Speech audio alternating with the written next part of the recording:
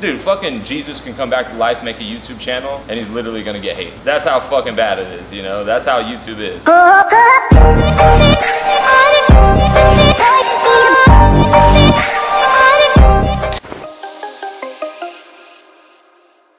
I count money when I'm bored. Watch the money hit the floor. Make it rain, make it pour in my. We got the diner sleeve back. Say hello to Mark. What's up, guys? So this is a sleeve that we started a while ago at the old shop, back in Old Sac. And we did 90% of it. We did like the coffee cup, that was super dope. And with the guest check at the bottom. We got these little two lovers kissing, and then we got the inner arm with the car and the drive-through sign. This sleeve is so dope, and the reason he got it is because his family, well, you could tell them, like your family. Yeah, I grew up in the restaurant industry, and the first restaurant I grew up in was a classic diner. Kind of throwback to my family, my grandparents, and everything. So now that we're about to finish the sleeve, we're also starting his chest, but we wanted to continue the same theme. But how do we continue the same theme without repeating the same diner elements over and over again? You know, neon signs and stuff are dope, but we could only have so many of them. And there'll probably be more and stuff. I'm just saying, like, what's the storyline? So I started thinking, like, all right, how can we like continue this story in the same era as these diners? So I kind of went with like that era of romance and stuff, right? So the piece that we're gonna do today on his chest to start his chest off, this is just the stencil. I can show you guys the design, but it's basically like, you know, you take your girlfriend, you take your car and your girlfriend out to the cliff and overlook the city, and the moon is out. Maybe he got a little kiss from her and stuff. You got the Route 66 sign as if they exited off the highway to get there. And I even put a little Coke bottle on top of the car as if they went from the diner to the edge of the cliff to just look out over the city and just have that moment together. So this will actually tie really good together with what he already has, because it's the same vibe, but it's just continuing the story. And that's what I hope to do with the rest of his, of this theme. So we got 2 days to knock out his chest panel, his trap, connect it to the sleeve, and then also finish the gap that he has on his tricep and his outer forearm. It's totally doable, and we're gonna knock it out, and by the end of it, we're gonna have some dope tattoos to show you guys. So.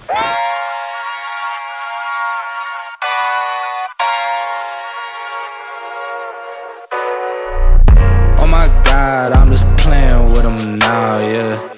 Oh my God, what she saying, say it loud, yeah. I can't respect it, I'm in the gym, but I am not flexing. Came from a Ford, I'm needing a Lexus. Shooting like Luke, I told him I'm next, shit. Oh my God, I'm just playing with him now, yeah. Oh my God, what she saying, say it loud, yeah. I can't respect it, I'm in the gym, but I am not flexing. Came from a Ford, I'm needing a Lexus. Shooting like Luke, I told him. Day 2. We're already kind of like halfway or more than halfway through the session, and we're moving at a good pace though. I mean, we already knocked out a good chunk of it and stuff. We're about to move up to his trap, try to get it real full and try to tie it into his sleeve and stuff, because that's gonna be the most important, is when we really connect the sleeve to the chest. I think a lot of people that want to get their chest panel and they have a sleeve, the most important thing is like you really need to go up and over the shoulder so it could kind of connect to the sleeve and you can look like it's part of the same piece, especially when it's the same theme, because what we got going on is the same theme. And for him to really feel full, you can't really stop like under the collarbone. It's gonna look very compressed and look like you didn't utilize all the space. So we definitely made sure we went up and over the collarbone onto the trap, and we're gonna connect it as if it was all the same story. So that's why this is gonna work out super well. But yeah, so far so good. Well, yesterday we did everything bordering the piece. So we did this young lady, we did the lips at the bottom, and then we did the smoke so that I could just focus on the center part and then the trap. Now we're working on the car on top of the cliff overlooking the city. We got a little Coke bottle on top of the car, which is super cool. It kind of tells the story of like they just came from the diner and they got their food and then they drove up to the top of the cliff to look at the city, sat the Coke bottle on top of the car. Yeah, we're basically just trying to continue the story of his sleeve just in a different way. So same theme, continue the story, and it's kind of fun because you're kind of making little characters and you're like making little, it's the small things, it's the small details that tell the story, you know? Like you could put one general image, but if you know how to make a piece dynamic and add in the right things in there, it could really tell a story without words, you know? And the interpretation of it, no matter who looks at it, they'll be able to derive some sort of story from it. And that's kind of the point in general with tattoos and in art in general. You're just trying to invoke a feeling, right? And that's what we're doing here. So the feeling of an era. We're watching Catwoman, of all things, the old one. You know, we be watching random stuff in here. Really just be putting shit on so that if you don't want to pay attention to the pain, you can just look at something visual and it kind of give you something to look at. Kind of like if you're on a long flight on the plane or something, you definitely want a screen in front of you.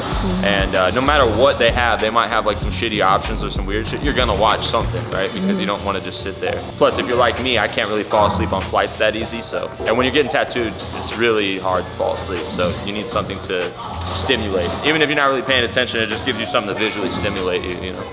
Do you like constantly look at the clock?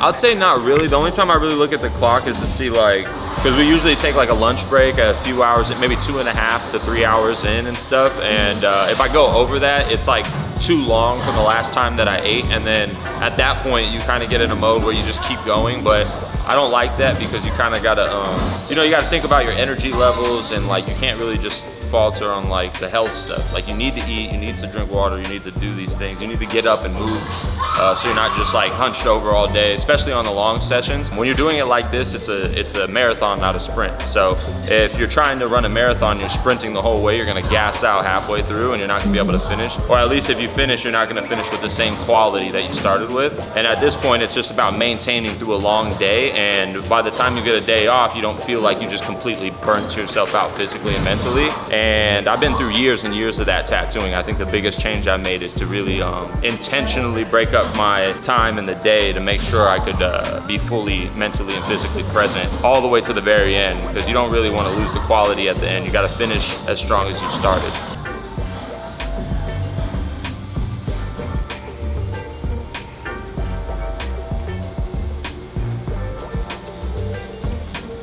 I replaced this and it landed just a tad higher. I think it lands like right there. That's still okay, like compositionally, like. Are you gonna replace it? I already replaced it.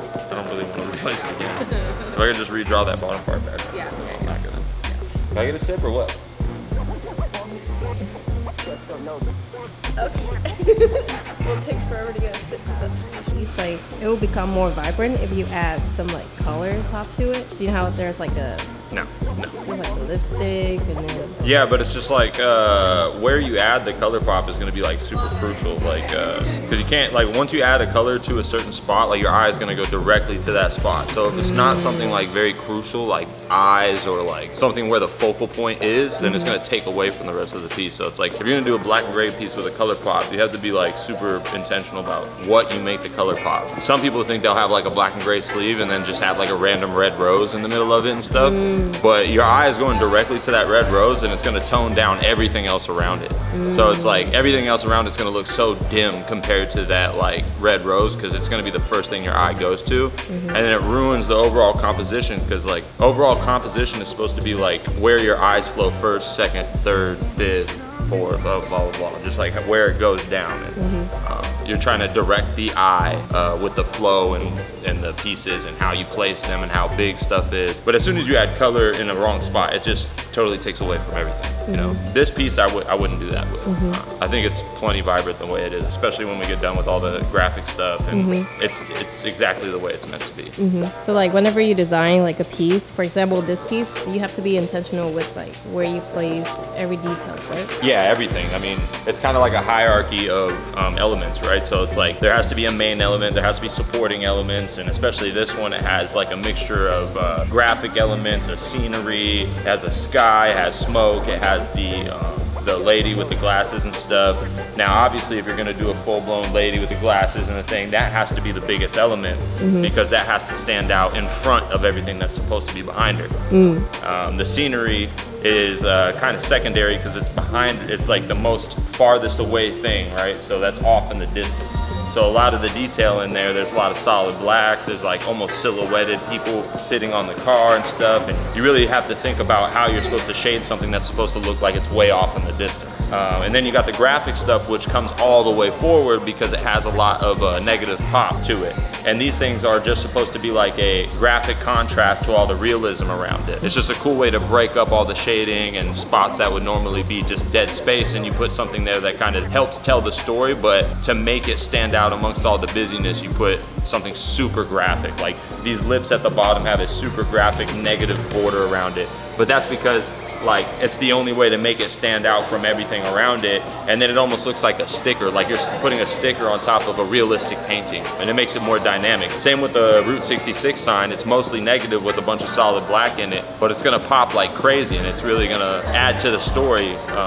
It kind of gives the vibe of the era, and also the fact that they might have, like, you know, got off on the freeway and they were on Route 66 to get to where they're at and stuff like that. And then the smoke is just something to frame the whole piece, and the smoke kind of sits by itself as kind of a shaded but also bright thing. But it's all super important to know how much black, gray, and skin tone to put in all these things, because they all have to stand apart from each other. So the ratio of black, gray to skin is constantly what you're thinking of when you're adding in new elements and stuff. That and the sizing of everything compared to the thing next to it.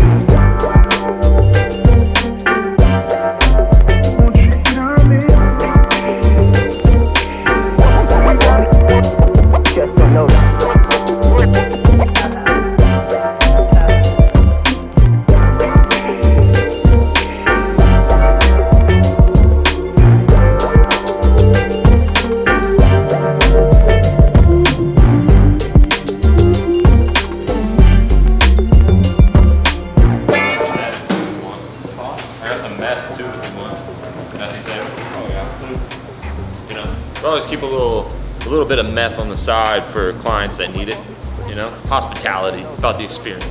Sometimes you gotta keep a little crack, a little meth, a little crack cocaine. No heroin though, only crack or meth. He's the one that got me these golf balls, so. Oh. Yeah, made the vlog, you know? Yeah, they're dope. Whoever got you those, cool dude. Cool guy, man, cool guy. You don't even know how to hit one of these. I don't. I couldn't hit one of those without my shoulder. Back, you gotta keep your elbow tucked, straight arm, on the shoulders, on the hips, and then swing. Main thing though, elbow tucked, this arm straight, this arm's loose, grip with this hand, then you come back, arm straight, turn your body, keep your head down, and on the follow through.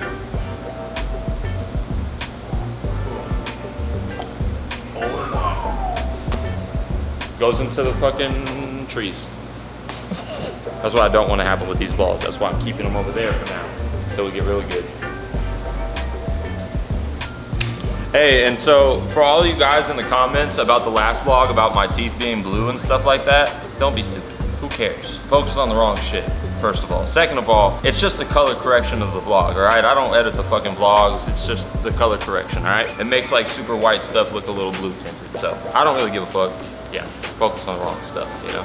Anywho, we gotta finish this tat. We don't got much left though. Just some solid black and a little bit of smoke. And I'm gonna fill that little gap right there too, right there. Yeah.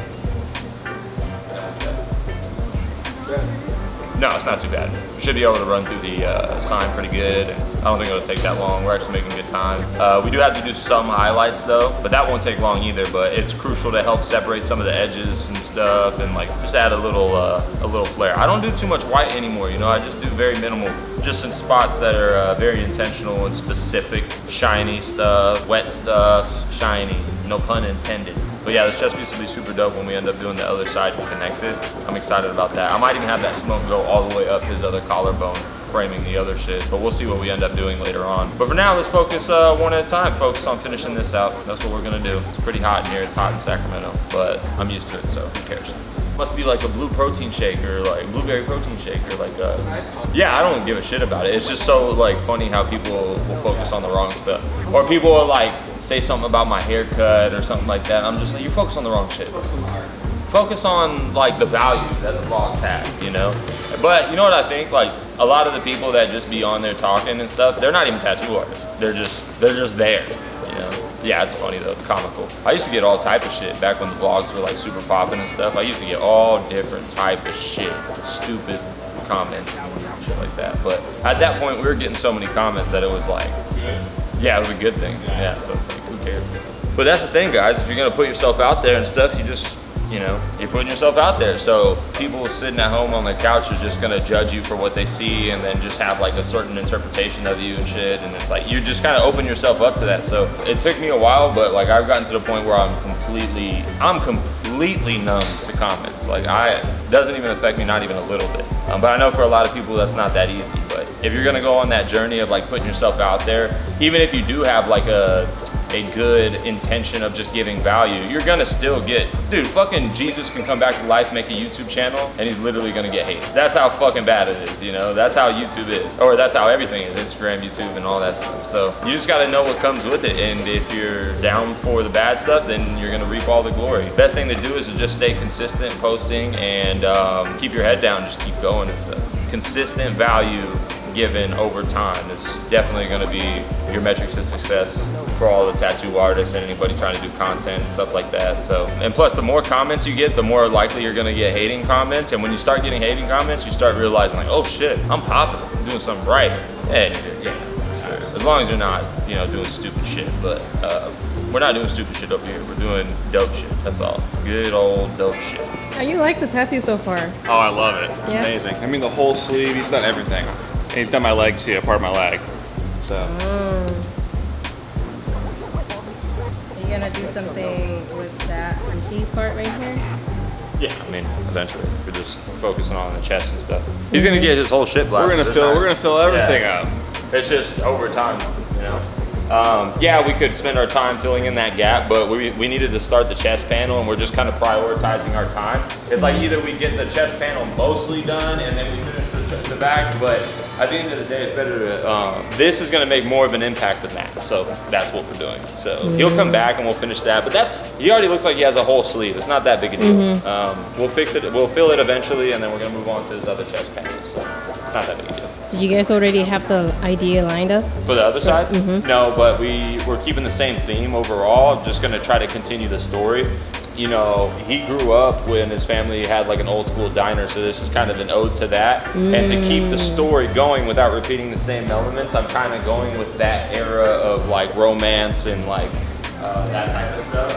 So this is a shitty lighting, but it looks really good in person. But we started with this stuff, and then we moved on and we did this and this. So it's kind of like the coffee cup with the jukebox in the background. You got a guest check down here. It says Papu on the bottom. Sunglasses on the counter, which is kind of cool. Opened up and there's like the drive-through with the car in it. And then to fill in the gap, we had this young couple right here. And that was super cool because this started getting me thinking about, you know, that era. Like, what are they doing? Who goes to the diner? What's going on and stuff? And if you think about like movies and storytelling and stuff, you're like, ooh, this couple. And when he sent me the picture of his chest to do the design, I saw this in it and I was just like, man, we should keep this vibe going. Because this vibe right here is still the same era vibe, still feels really good, but it continues the story beyond just the diner. It's like, what happens after the diner? What happens before the diner? Like, who's going to the diner? Who's leaving the diner? And that's really cool because then it extends like a whole epilogue of like the way we could continue this same thing. Yeah, it's super dope. Does your like vision like shift it if you keep staring at one place for a long time? Well, it's like your eyes just strain a little bit from just being so for a lot of hours. And I'll come back here and my eyes will be like bloodshot red, but it's just from like head down, fucking focusing the whole time. But you put a little eye drops in, you get some water, it'll be fine. Like I said, marathon, not a sprint. I should be stretching, but oh, my back. When you're tattooing the chest, you kind of got to stand a lot because a lot of the angles that you need to get are kind of like, you got to be up and over the person. You can get away with sitting a little bit of the time and stuff, but if you want to get real into it, you got to stand. You got to do what you got to do.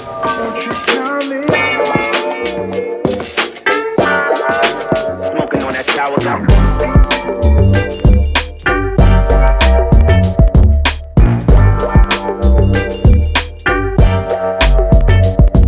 All right, guys, thank you for joining me once again on another vlog episode. just finishing projects all the time, you know. I'm just bringing you guys along on these projects every time. Anytime I get a real dope one, I want to show you guys. I'm gonna film it and I'm gonna tell you guys the process. I feel like they add a lot of value, so make sure you like and subscribe on the channel. It really helps us, you know, keep going and want to keep pushing these out. And let us know what you guys think, what you guys want to see, what you guys want to hear from me. Also tune in to iShine every time we drop those. We drop the clips on Instagram and then we drop the full version on YouTube. So thank you guys for viewing and hope more of you guys join so I could add more value to your guys' career and life. And with that being said, I'll see you on the next episode. Peace.